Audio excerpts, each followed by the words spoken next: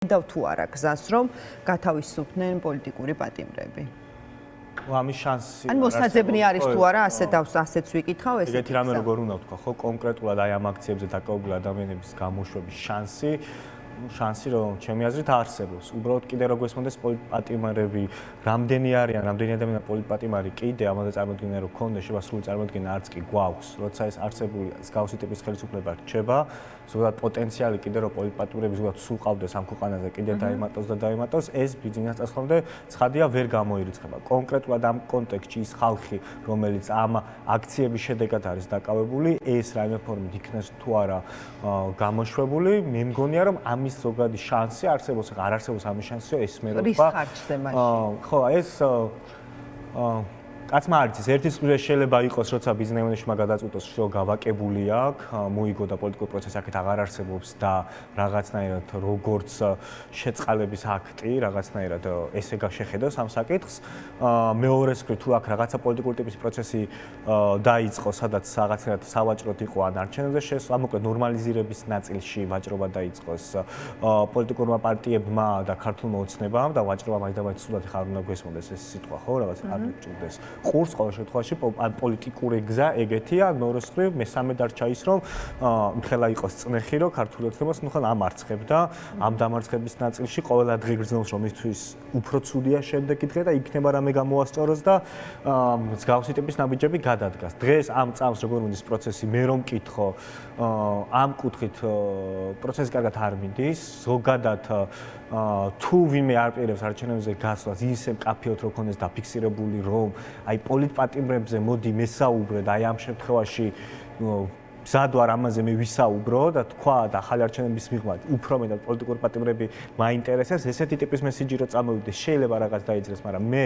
მაგას ვერ ვხედავ. ჩემი ცოტა მეტად გაურკვევლობაა საერთოდ ვინ რა საფასურით არის გამსვლელი საკრებულოს არჩევნებზე. ხა ჩვენ ხედავთ რომ გახარიას პარტია მეტად მზაობას გამოხატავს და რაღაცე უნდა გჭირდებოდეს თქვა მასთან ნაჭრობა, ვიღაცების შეიძლება ჯერ საუბარი იყოს ადრე, ვიღაცისთვის უკვე გვიან არის, ჩემთვის საერთოდ მე მაგალითად ხა ეს თემა საერთოდ მოკლული მაქვს. ხო, შესაბამისად ამაზე მე სულ საუბრობდი, რომ ყველაზე ცუდია, როცა შენ საუბრობ იმაზე, რომ ამ ქვეყანაში არჩევნებს აზრი არ აქვს და მთელი კამპანია არჩევნებს აზრი არ აქვს და ბოლო 2 თვე მერე ხალხს დაუწყო, რომ მოდი არჩევნებზე რაღაცა აზრი აქვს.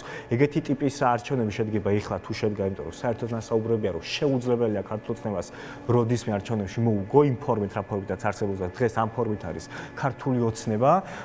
შესაბამისად ეს ციკლი აქამდეა მისული, ამიტომ ამოუხსნელი მგონია რატო უნდა გახვიდე არჩევნებზე. ერთადერთი საკითხი ხდება, თუ შენ ხელს აწერ, მე მზად ვარ, გადავიხადე პოლიტიკური ფასი, გავიდე, ოღონდ ეს ჩემი პოლიტიკური ფასი იქნება იმისათვის, რომ ადამიანურად გვამძიმებს ის ხალხი, რომელიც არის დაკავებული. ამის ფონზე შემოდის ის საკითხი, რომ თვითონ პოლიტპატიმრების ოჯახის წევრი და პოლიტპატიმრები გეუბნებიან, რომ შენს გადაწყვეტილებას ჩემით გაამართლებთ, რომ მე რო ჩავჯექი ციხეში, მე მესმის რისთვისაც ვზივარ, გააზრებულად არის ყველას ეს ადამიანი და ეს არ უღირს, ამიტომ სხვა ადამიანის სახელით საუბარი ძალიან რთულია, არც ეს პოლიტიკოს ეს არ შეუძლია, მაგრამ ამ პოლიტიკური ფასის გადახდაც რო უკვე მზად ვარ, თუნდაც გამაკრიტიკოს პოლიტპატიმრებაც მის მშობლებს ოღონდ ისინი განთავისუფლდნენ და ამას ხელი მოვაწერო, ოღონდ მოსაგებად გავდივარ არჩევნებს, ამას ვერ იტყვის, გავს ამ შემთხვევაში, როცა ამ უფრო არჩევნებს არანაირი აზრი არ აქვს ამ კამპანიას ატარებ, აი ასეთ ამბამდე მივალ. უფრო დიდი პრობლემა ჩემთვის არის ხოლმე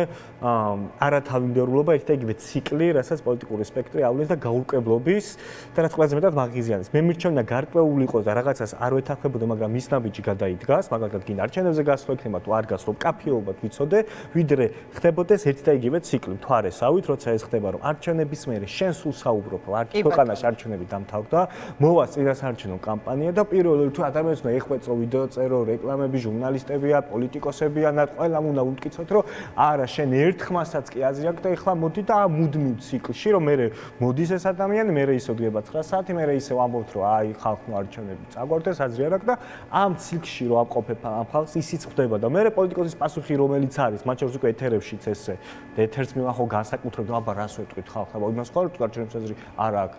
ან მე ხარ თუ არჩევნების მერე გვაქვს აზრი აქვს ამ შემთხვევაში. და სანდაც ამას ის ხალხიც ხდება.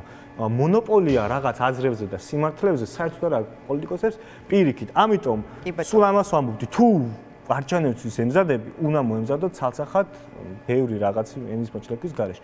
თუ არა, აქ იყო იმდენად გაცილებით კაფიოთ, რომ ვიცოდეთ საით მივემართებით. არც ისე და არც ასე არის ყველაზე ცუდი რამე, რაც პოლიტიკურ პროცესს ჩემი აზრით აზარავს.